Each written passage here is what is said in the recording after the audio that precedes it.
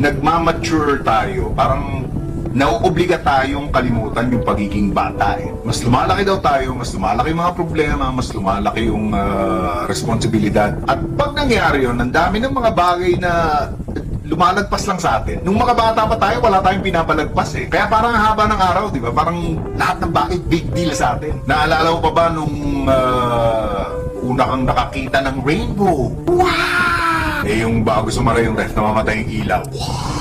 Naalala mo ba nung una kang maligo sa ulan? Nung una kang nakatikim ng chocolate? Yung nakaiga ka, tapos nakatingin ka sa kisame na may water stain, tapos parang kung ano-ano yung nakikita mo. Naalala mo nung una kang nakainom ng Coke?